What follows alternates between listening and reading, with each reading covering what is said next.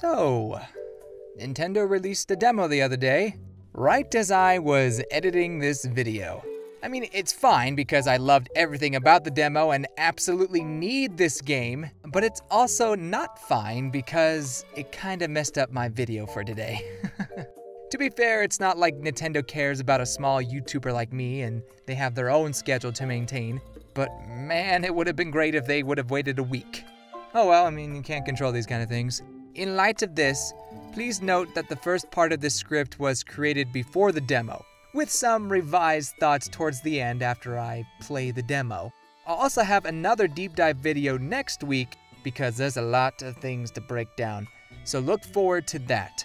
Sorry for the long opening, let's get into the video. We have less than a month before the latest chapter in the Breath of the Wild story reveals all the details about the war that led to Hyrule's demise. But not a day goes by where I don't wish I was exploring the world of Hyrule through the lens of Musou gameplay right now. Every trailer, gameplay showcase, or new detail only makes me more excited to soak up all the Breath of the Wild fan service, except for the Koroks. Be gone, you demon tormentors! A prequel like Age of Calamity is a bit unprecedented for Nintendo. Sure, we had Torn of the Golden Country a couple years ago, but Nintendo doesn't typically expound on the narrative of a single Zelda game, especially developing both a direct sequel and prequel, with the latter mainly developed by a third-party studio. However, in the age of Breath of the Wild, flipping series conventions is the new norm for Zelda. It's refreshing to see Nintendo willing to explore new ways of storytelling and taking advantage of their popular games. Granted, money was probably the biggest reason Nintendo insisted on these projects, but can you blame them with 18.60 million copies sold? Plus, from a narrative standpoint, there is a lot to explore in the Breath of the Wild lore, both forward and back. Hyrule Warriors Age of Calamity focuses on the narrative's past, 100 years ago to be exact, detailing the events of Calamity Ganon's return. The original Breath of the Wild referred back to this time period throughout the adventure, but never expounded on how the champions and kingdoms of Hyrule were defeated. Thanks to Age of Calamity, however, we will get to witness for ourselves the rise of Ganon and fall of Hyrule. And based on the trailers released so far, there is much more to the Great Calamity than meets the eye. Of course, not every fan is pleased with the idea of a spin-off canon prequel, to the point where they refuse to see it as canon to the story. To be fair, the idea of a canon spin-off is a bit contradicting, but just because the gameplay and combat is a completely different genre from the original, doesn't necessarily mean it's non-canonical. Canonical? It's not canon. Take Persona 5 Scramble, The Phantom Strikers, for example. Looks like a typical Warriors crossover spin-off. Button mashing, hordes of enemies, plenty of fan service. But once you get down to it and engrossed in the story, it's like you're playing an extension of the original Persona 5. A sequel spin-off, if you will. The official website of the game, which is run by Atlas by the way, even states that Scramble is a story after the events of Persona 5. A strong case for considering it canon. Granted, Persona 5 Royal kinda goes against that argument, since Scramble makes no reference to that retelling whatsoever, but I think it's safe to assume the Persona team is comfortable having multiple alternate realities for their games, meaning Scramble is a sequel to the vanilla version and not Royal. Worth noting, however, is that Koei Tecmo went into Scramble with the intention of creating a Persona Musou Warrior game, more akin to the original Hyrule Warriors. But as the game planning and story writing progressed, Persona Warriors over time became a direct sequel to Persona 5. Part of that is due to the Persona team taking more of a role in story and game development compared to other Warrior hybrids. Sound familiar? For Age of Calamity, Aonuma and the Zelda team approached Koei Tecmo with the idea for a Breath of the Wild prequel, although the pessimistic side of me always wonders if stories like that are just PR stunts. But I digress. Koei Tecmo assumingly agreed to the game pitch and worked closely with the Zelda team on dialogue and story to create a canon spin-off. In a lot of ways, Persona 5 Scramble and Age of Calamity are similar types of crossovers. They both directly follow or precede the main story's narrative, both copy the main game's art style, graphics, and world nearly one-to-one, and both are a combined effort by the original development team with Koei Tecmo. So if a spin-off like Persona 5 Scramble can be considered a canon sequel to Persona 5 by some, can't Age of Calamity be recognized as a canon prequel to Breath of the Wild? To be fair, I'm sure there are some Persona fans, or a lot of Persona fans, who deny Scramble as canon, although I can't give my opinions on that since Atlus refused to release the game out west. If only I could play the game in English and decide for myself whether it's canon or not. Hint, hint. Hopefully someone from Atlus hears this. Returning to my point, I think it comes down to what the developers considered canon. In Persona 5 Scramble's case, it's unclear.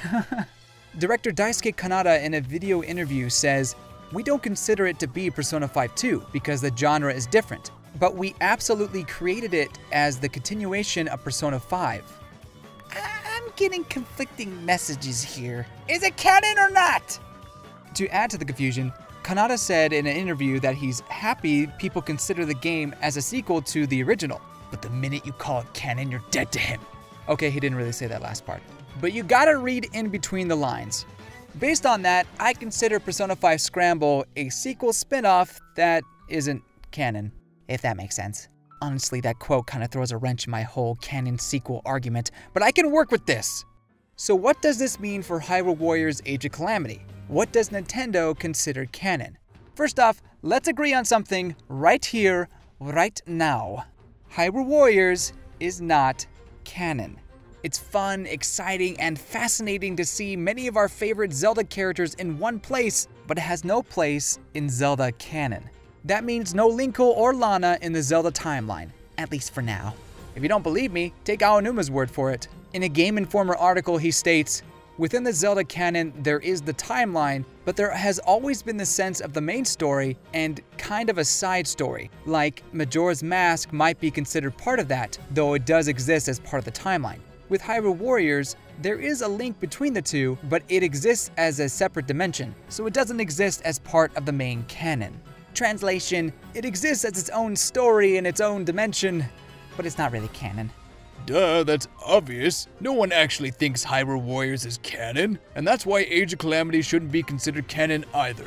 Okay, there are several things wrong with that statement. One, there are plenty of people who think Hyrule Warriors has a place in the Zelda timeline, which I strongly disagree with, but that's a whole other can of worms that I'm not opening today.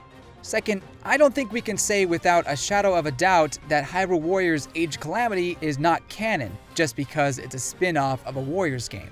What matters is the word of the developer, as well as playing games for ourselves. Unlike Hyrule Warriors, Aonuma hasn't stated word for word that Age of Calamity is canon or not, yet.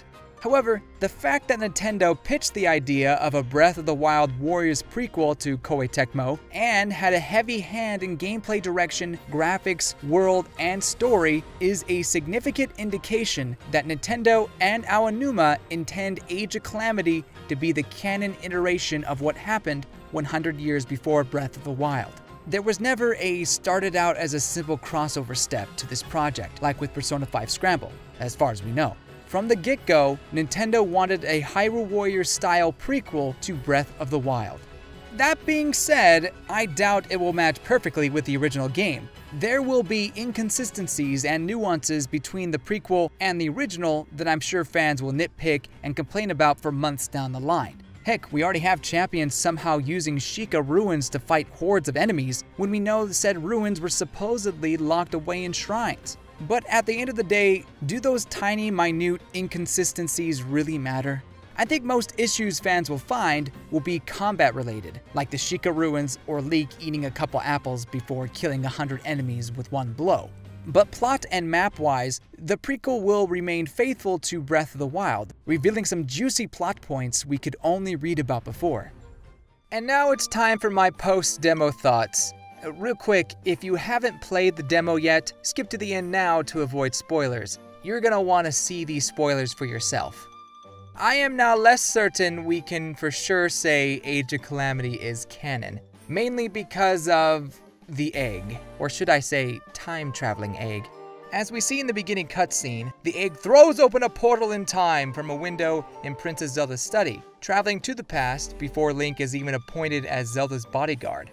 Aside from basically confirming my predictions in my original analysis video, the demo also seemingly confirms Age of Calamity is an alternative timeline, with the egg traveling back in time to potentially save Hyrule and Princess Zelda. I mean, it's one thing for there to be a time-traveling egg, but to show Zelda, Impa, and the rest of Team Hyrule pictures of a destroyed castle town could potentially change the story as we know it.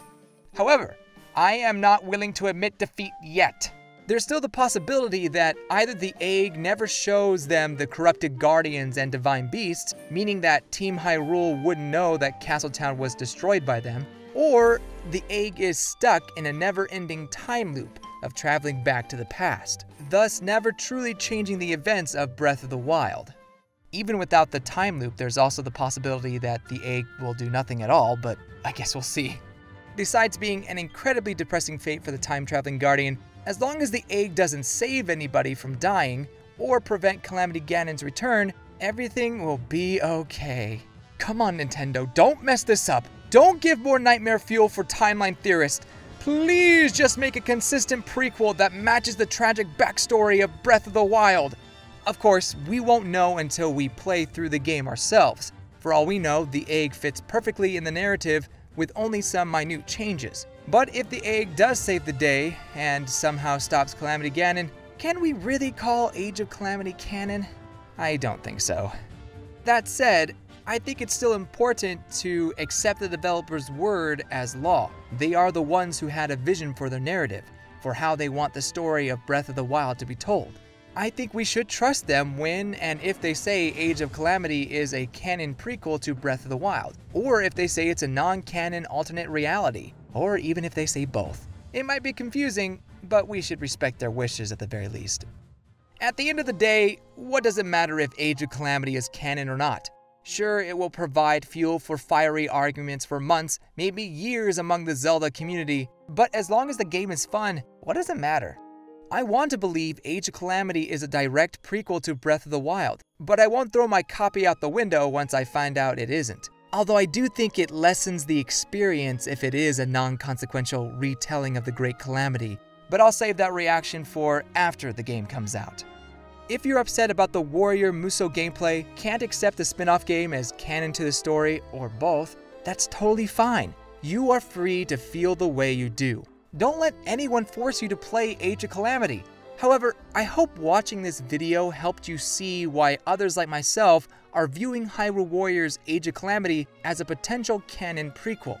If you go into this game with an open mind, I think you'll find a prequel worthy of a masterpiece. Plus, there's a free demo. What are you waiting for? Go try it. Go and see for yourself how cute Impa is, or even check out Puda, or once again fall under Zelda's charm.